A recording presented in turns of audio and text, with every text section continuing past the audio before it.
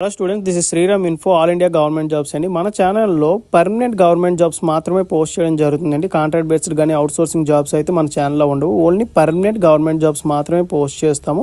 మన ఛానల్ ఇంకా ఎవరైనా సబ్స్క్రైబ్ చేసుకోకపోతే సబ్స్క్రైబ్ చేసుకొని బెల్ ఐకాన్ ఆన్ చేసుకొని పెట్టుకోండి. నా ప్రతి అప్డేట్ అనేది మీకు నోటిఫికేషన్ ద్వారా వస్తుంది. అలాగే మీకు వాట్సాప్ ఉంటే వాట్సాప్ ఛానల్లో జాయిన్ అవ్వండి. టెలిగ్రామ్ ఉంటే టెలిగ్రామ్ ఛానల్లో జాయిన్ అవ్వండి. జాయిన్ అయినట్టయితే మీకు exam dates, result dates, previous question papers, job information అనేది మీకు ప్రొవైడ్ చేయడం జరుగుతుంది. ఛానల్లో జాయిన్ అవ్వడానికి డిస్క్రిప్షన్లో నేనైతే లింక్స్ అనేవి ప్రొవైడ్ చేశాను. ఆ లింక్ ద్వారా మీరైతే ఛానల్లో అయితే జాయిన్ అవ్వచ్చు.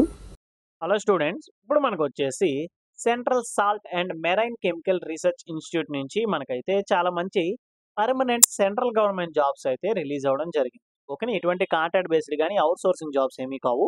అన్నీ కూడా పర్మనెంట్ బేస్డ్ జాబ్సే, రెగ్యులర్ అన్నమాట. అంటే మీకు తెలిసిన జాబ్స్ అన్నమాట. అంటే ఎలా ఉంటాయి అంటే ఇవి ఒక అసిస్టెంట్ జాబ్స్, అంటే సచివాలయంలో ఎలా అయితే ఉంటాయో సేమ్ యాస్టీజ్గా అట్లానే ఉంటాయి. అంటే కంప్యూటర్ వర్క్తో ఉండే జాబ్స్ అన్నమాట.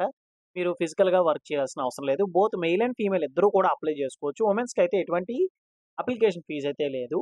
అలాగే ఎటువంటి ఎక్స్పీరియన్స్ కూడా ఏమీ అవసరం లేదు. ఫ్రెషర్ క్యాండిడేట్స్ దీనికి అప్లై చేసుకోవచ్చు.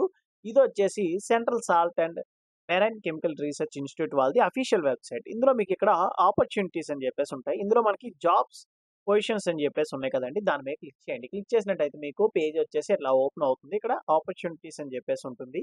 ఇక్కడ మీరు కిందకి చూసుకున్నట్టయితే recruitment for the post of security officer, junior Hindi translator, junior stenographer, junior secretary assistant, general finance and accounts, stores and purchase. ఓకేనా, వీటి కోసం వీలైతే రిక్రూట్ చేస్తున్నారు. ఇక్కడ మనకి చూడండి వ్యూ డీటెయిల్స్ ఉంది, అలాగే అప్లై చేసుకోవడానికి లింక్ కూడా ఉంది. ఈ రెండు లింక్స్ కూడా నేను కింద డిస్క్రిప్షన్లో ఇస్తాను. అప్లై చేసుకోవడానికి, నోటిఫికేషన్ డౌన్లోడ్ చేసుకోవడానికి. వ్యూ డీటెయిల్స్ మీద క్లిక్ చేసినట్టయితే మీకు అఫీషియల్ నోటిఫికేషన్ అనేది ఇట్లా డౌన్లోడ్ అవుతుంది. ఈ నోటిఫికేషన్ ఇంపార్టెంట్ పాయింట్స్ అనేవి అన్నీ కూడా మీకు చాలా క్లియర్గా ఎక్స్ప్లెయిన్ చేస్తాను.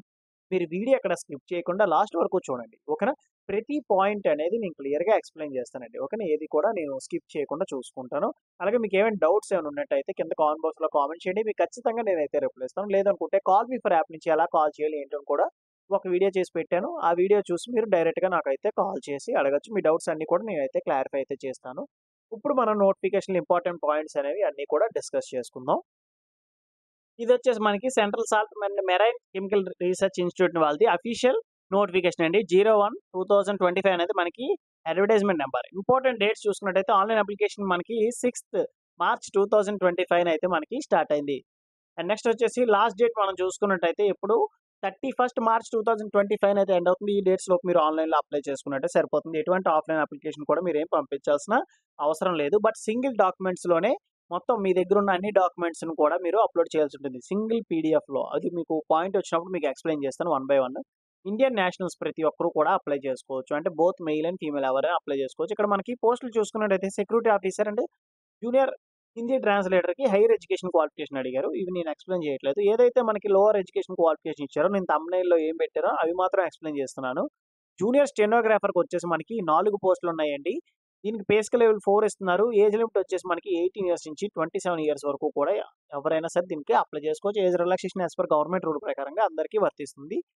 జూనియర్ స్టెనోగ్రాఫర్ తర్వాత మనకి జూనియర్ సెక్రటరీ అసిస్టెంట్లో జనరల్ వచ్చేసి 5 పోస్టులు, ఫైనాన్స్ అండ్ అకౌంట్స్కి వచ్చేసి 2, స్టోర్స్ అండ్ పర్చేస్కి వచ్చేసి 2 పోస్టులు అయితే ఇవ్వడం జరిగింది. దీనికి పే స్కేల్ లెవెల్ 2 ఇస్తున్నారండి. ఏజ్ లిమిట్ వచ్చేసి 18 ఇయర్స్ నుంచి 28 ఇయర్స్ వరకు ఎవరైనా సరే దీనికి అప్లికేషన్స్ అనేవి పెట్టుకోవచ్చు. మనకి జూనియర్ స్టెనోగ్రాఫర్కి వచ్చేసి అప్రాక్సిమేట్లీ 46,800 రూపాయలు అనేది మీకు నెలకు వచ్చే జీతం అండి. Pay scale level 2 junior secretary అసిస్టెంట్కి వచ్చేసి 35,800 రూపాయలు అనేది మీకు నెలకు వచ్చే జీతము. మనకి ఎడ్యుకేషన్ క్వాలిఫికేషన్ డీటెయిల్స్ చెప్పే ముందు నా నుండి చిన్న రిక్వెస్ట్ ఏంటంటే మీకు ఈ వీడియో నచ్చినట్టయితే లైక్ చేసి మీ ఫ్రెండ్స్ కూడా షేర్ చేయండి. ఇన్ఫర్మేషన్ అనేది వాళ్ళకి కూడా యూజ్ అవుతుంది. అలాగే మీరు చేసే లైక్ వల్ల నాకు మరిన్ని నోటిఫికేషన్లు ఇట్లాంటివి చేయడానికి కొద్దిగా ఎంకరేజ్మెంట్గా ఉంటుందన్నమాట. ఓకేనా, మనకి జూనియర్ స్టెనోగ్రాఫర్కి ఎడ్యుకేషన్ క్వాలిఫికేషన్ చూసుకున్నట్టయితే 10+2 ఆర్ ఇట్స్ ఈక్వాలెంట్. అంటే ఇంటర్లో ఏ బ్రాంచ్ వాళ్ళైనా సరే దీనికి అప్లై చేసుకోవచ్చు. ఎంపీసీ, బైపీసీ, వొకేషనల్ కోర్స్ ఎవరైనా అప్లై చేసుకోవచ్చు. అలాగే ఇంటర్ చేయలేదు అనుకుంటే 10th తర్వాత డిప్లొమా 3 ఇయర్స్ చేసిన వాళ్ళు ఎవరైనా సరే దీనికి అప్లికేషన్స్ పెట్టుకోవచ్చు. బ్రాంచ్తో సంబంధం లేదు. ఈసీ వాళ్ళైనా, ట్రిపుల్ వాళ్ళైనా, ఎలక్ట్రికల్ అండ్ నెక్స్ట్ వచ్చేసి సివిల్ డిపార్ట్మెంట్, మెకానికల్ వాళ్ళు, ఆటోమొబైల్ ఇంజనీరింగ్ వాళ్ళు, సివిల్ వాళ్ళు ఎవరైనా సరే ఓకేనా, ఏ బ్రాంచ్ వాళ్ళైనా సరే దీనికి అప్లై చేసుకోవచ్చు. Inter or diploma any branch can apply for junior stenographer. But మీకు వచ్చేసి ప్రొఫిషియన్సీ ఇన్ స్టెనోగ్రాఫర్ కంపల్సరీగా వచ్చి ఉండాలి. ఓకేనా, ప్రొఫిషియన్సీ ఇన్ స్టెనోగ్రాఫర్ అనేది వచ్చి ఉండాలి. అండ్ నెక్స్ట్ వచ్చేసి మనకి junior secretary assistant general, and next వచ్చేసి finance and accounts, next stores and purchase. వీటికి ఎడ్యుకేషన్ క్వాలిఫికేషన్ వచ్చేసి మీకేంటంటే సేమ్ ఎడ్యుకేషన్ క్వాలిఫికేషన్. ఇంటర్‌లో ఏ బ్రాంచ్ వాళ్ళైనా అప్లై చేసుకోవచ్చు. డిప్లొమాలో ఏ బ్రాంచ్ వాళ్ళైనా సరే దీనికి అప్లై చేసుకోవచ్చు. టైపింగ్ స్పీడ్ మీకు వచ్చుండాలి. 35 వర్డ్స్ పర్ మినిట్ ఇంగ్లీష్ అయినా టైప్ చేయాలి. లేదా 30 వర్డ్స్ పర్ మినిట్ హిందీ అయినా మీరు టైప్ చేయాలి. మీకు టైపింగ్ స్పీడ్ రాకపోతే అప్లై చేయడం మానేయొద్దు. ఎందుకంటే మీకు రిలవెంట్‌గా సర్టిఫికేట్ ఏమి అవసరం లేదు. Typing certificate. మీరు అప్లై చేసిన తర్వాత ఆన్‌లైన్‌లో మీరు ఏదంటే మీ టైపింగ్ స్కిల్స్ అనేవి పెంచుకోవచ్చు. ఓకేనా? ఎడ్యుకేషన్ క్వాలిఫికేషన్‌లో ఏమైనా డౌట్స్ ఏమైనా ఉంటే నన్ను అడగండి. మీకు ఖచ్చితంగా నేనైతే రిప్లై ఇస్తాను. మల్టిపుల్ అప్లికేషన్స్ పెట్టుకోవచ్చు. అంటే మీరు జూనియర్ స్టెనోగ్రాఫర్‌కి అప్లై చేసుకోవచ్చు. జూనియర్ సెక్రటరీ అసిస్టెంట్‌లో జనరల్, నెక్స్ట్ వచ్చేసి finance and accounts and stores and పర్చేస్‌కి కూడా అప్లై చేసుకోవచ్చు. సెలక్షన్ మెథడాలజీ మీకు ఏంటంటే అనెక్సా 3, అనెక్సా 4లో ఇచ్చారు. అది మీకు ఎక్స్‌ప్లెయిన్ చేస్తాను. ఏజ్ లిమిట్ వచ్చినట్టయితే మినిమమ్ వచ్చేసి 18 ఇయర్స్ అనేది కంప్లీట్ అయ్యి ఉండాలి. అది కూడా ఎప్పుడు 31 మార్చ్ 2025 కల్లా మీకు 18 ఇయర్స్ వచ్చేసి ఉంటే మీరు ఖచ్చితంగా అప్లై చేసుకోవచ్చు. And age relaxation as per government rule ప్రకారంగా 5 years for SC, ST, 3 years for OBC candidates అండి. ఓకేనా? ఇది మనకి ఏజ్ రిలాక్సేషన్‌కి. అండ్ అనదర్ ఇంపార్టెంట్ పాయింట్స్ ఇక్కడ మనం చూసుకున్నట్టయితే general conditions all Indian citizens are eligible అండి. మీకు ఏజ్ లిమిట్, ఎడ్యుకేషన్ క్వాలిఫికేషన్ అన్నీ కూడా 31 మార్చ్ 2025 లోపు మీకు కంప్లీట్ అయ్యి ఉండాలి. అంటే మనకి లాస్ట్ డేట్ లోపు అన్నీ కూడా కంప్లీట్ అయ్యి ఉండాలి. అండ్ నెక్స్ట్ వచ్చేసి మీది ఏదైతే date of birth issued on 10th class mark list మీద ఏదైతే ఉందో మీ డేట్ ఆఫ్ బర్త్ అది మాత్రమే కన్సిడర్ చేస్తారు. ట్రావెలింగ్ అలవెన్సెస్ అనేవి రిటన్ టెస్ట్‌కి వెళ్ళేటప్పుడు వీళ్ళైతే ఏమీ ప్రొవైడ్ చేయరని చెప్పేసి మనకి ఇక్కడ నోటిఫికేషన్‌లో ఇచ్చారు. నెక్స్ట్ వచ్చేసి ఇది ఎలా అప్లై చేయాలి? హౌ టు అప్లై అంటే ఆన్‌లైన్‌లో అప్లై చేసుకోవాలి. ఇంపార్టెంట్ డేట్స్ కూడా మీకు ఆల్రెడీ చెప్పాను. అండ్ అప్లికేషన్ ఫీజ్ విషయానికి వచ్చినట్టయితే రూ. 500 అనేది అప్లికేషన్ ఫీజ్ అండి. మీరు మల్టిపుల్ అప్లికేషన్స్ అంటే junior stenographer and junior secretary assistant రెండిట్లకి కూడా మీరు అప్లై చేసుకున్నట్టయితే రూ. 1000 పే చేయాల్సి ఉంటుంది. ఒక పోస్ట్‌కి అయితే 500, 2 పోస్టులకి అయితే రూ. 1000.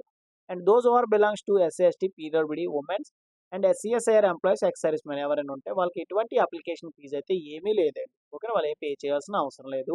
అండ్ ఎవరైతే అప్లికేషన్ ఫీజ్ పే చేస్తారో అది ఫీజ్ రిసిప్ట్ వస్తుంది. అది మీరేంటంటే పీడీఎఫ్ ఫార్మాట్ వస్తుంది కదా! అది మీరు డౌన్‌లోడ్ చేసుకోండి. డౌన్‌లోడ్ చేసుకొని బ్యాక్ సైడ్ మీరు సిగ్నేచర్ చేయాలండి. సెల్ఫ్ అటెస్టెడ్ అంటే బ్యాక్ సైడ్ మీరు సిగ్నేచర్ చేయాలి. లేదంటే ఫ్రంట్ సైడ్ ఖాళీ ఉంటే ఫ్రంట్ సైడే సిగ్నేచర్ చేసి దాన్ని కూడా మీరు అప్‌లోడ్ చేయాల్సి ఉంటుందన్నమాట. అండ్ నెక్స్ట్ వచ్చేసి మీకు ఆల్రెడీ చెప్పాను కదా! మల్టిపుల్ అప్లికేషన్స్ అనేవి పెట్టుకోవచ్చుమాట. బట్ సెపరేట్ అప్లికేషన్ ఫీజ్ అయితే పే చేయాల్సి ఉంటుంది. అండ్ మీకు ఇక్కడ చూడండి documents with self attached to be uploaded as a single PDF అని చెప్పేసి మనకి ఇక్కడ ఇవ్వడం జరిగిందండి. సింగిల్ పీడీఎఫ్‌లో మీకు ఈ డాక్యుమెంట్స్ అన్నీ కూడా డేట్ ఆఫ్ బర్త్‌కి వచ్చేసి మీకు 10th క్లాస్ మార్క్ లిస్టు, అలాగే నెక్స్ట్ వచ్చేసి ఇంటర్ అండ్ అదర్ సర్టిఫికేట్స్ ఏమైనా ఎడ్యుకేషన్ క్వాలిఫికేషన్ ఉంటే నెక్స్ట్ డిప్లొమా సర్టిఫికేట్స్ అన్నీ కూడా. అండ్ ఎక్స్‌పీరియన్స్ ఏమి అడగలేదండి వీళ్ళు. ఇఫ్ ఎనీ అందుకే ఇచ్చారన్నమాట. అంటే ఎక్స్‌పీరియన్స్ ఉంటే అప్‌లోడ్ చేయండి. లేకపోతే లేదు వదిలేసేయండి. ప్రాబ్లమ్ లేదు. ఎక్స్ సర్వీస్ మ్యాన్ ఎవరైనా ఉంటే ex service man certificate and me caste certificate, any other documents ఇంకా ఏమైనా మీ కంప్యూటర్ కోర్సులు ఏమైనా చేసినవి ఏమైనా ఉన్నా డాక్యుమెంట్స్ అన్నీ కూడా ఒక సింగిల్ పీడీఎఫ్‌లో మీరు కన్వర్ట్ చేయాలి. ఓకేనా? మీ డాక్యుమెంట్స్ అన్నీ సింగిల్ పీడీఎఫ్‌లో ఉండాలి. ఇందులో మీకు ఏమైనా డౌట్స్ ఏమైనా ఉన్నట్టయితే కాల్ మీ ఫర్ యాప్ నుంచి కాల్ చేయండి. నా మెయిల్ ఐడీ ఇస్తాను. నా మెయిల్‌కి మీరు డాక్యుమెంట్స్ అన్నీ పంపించండి. నేను సింగిల్ పీడీఎఫ్‌లో మీకు పెట్టేసి ఇస్తాను. ఓకేనా? ఇది మనకి ఈ డాక్యుమెంట్స్ రిలేటెడ్ అండి. నెక్స్ట్ మనకి సెలక్షన్ ప్రాసెస్ చూసుకున్నట్టయితే జూనియర్ స్టెనోగ్రాఫర్‌కి అనెక్సా 3లో ఉంది కదా! అందులోకి వెళ్దాము. అప్పుడు మీకు క్లియర్‌గా తెలుస్తుంది. ఇగోండి ఇక్కడ జూనియర్ స్టెనోగ్రాఫర్‌కి చూసుకున్నట్టయితే స్టెనోగ్రఫీ ప్రొఫిషియన్సీ అనేది మీకు జస్ట్ క్వాలిఫైయింగ్ నేచర్ మాత్రమే. ఓకేనా? మీరు పాస్ మార్కులు వచ్చినా చాలు. మెరిట్ ఏం కాదు అది. మీకు ఫైనల్ మెరిట్ అనేది రిటన్ ఎగ్జామ్ బేస్ చేసుకొని అయితే ఇస్తారు. టైపింగ్ స్పీడ్ మీకు 80 వర్డ్స్ పర్ మినిట్ అయితే మీరు టైప్ చేయాల్సి ఉంటుంది. నెక్స్ట్ వచ్చేసి కంప్యూటర్ రిటన్ ఎగ్జామ్ మనం చూసుకున్నట్టయితే జూనియర్ స్టెనోగ్రాఫర్‌కి వచ్చేసి మల్టిపుల్ చాయిస్ క్వెషన్స్ అయితే ఉంటాయన్నమాట. ఇంగ్లీష్ అండ్ హిందీ లాంగ్వేజ్‌లో ఉంటుంది. మీకు ఏ లాంగ్వేజ్ అయితే కంఫర్టో ఆ లాంగ్వేజ్ అనేది సెలెక్ట్ చేసుకోవచ్చు. అండ్ నెక్స్ట్ వచ్చేసి ఎస్ఎస్‌సి సీజీఎల్ మోడల్‌లో ఉంటుందండి. ఓకేనా? మీకు ఇంటర్ బేస్‌నే క్వెషన్‌లు అయితే అడగడం జరుగుతుంది. టోటల్‌గా 200 క్వెషన్స్ ఉంటాయి. 2 అవర్ డ్యూరేషన్ టైమ్ అయితే ఉంటుంది. సింగిల్ పేపర్ ఉంటుంది.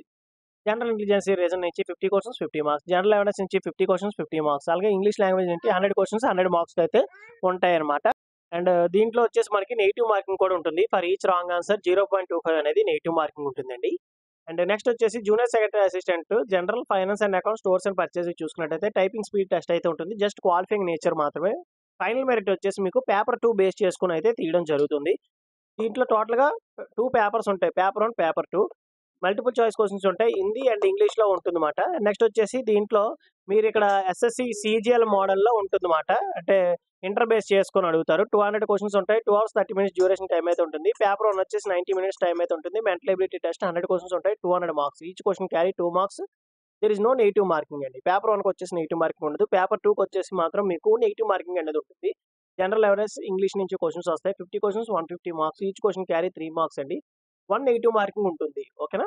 And typing skill test, norms అండి. ఇవన్నీ కూడా ఒకసారి మీరు చదవండి. మీకు ఏమైనా డౌట్స్ ఏమైనా ఉన్నట్టయితే కింద కామెంట్ బాక్స్‌లో కామెంట్ చేయండి. మీకు ఖచ్చితంగా నేనైతే రిప్లై ఇస్తాను. అలాగే వీడియో చూసిన వాళ్ళు ప్రతి ఒక్కరు కూడా లైక్ చేసి మీ ఫ్రెండ్స్‌కి కూడా షేర్ చేయండి. ఇన్ఫర్మేషన్ అనేది వాళ్ళకి కూడా యూజ్ అవుతుంది. థాంక్ యూ సో మచ్ అండి for watching video. Keep supporting me.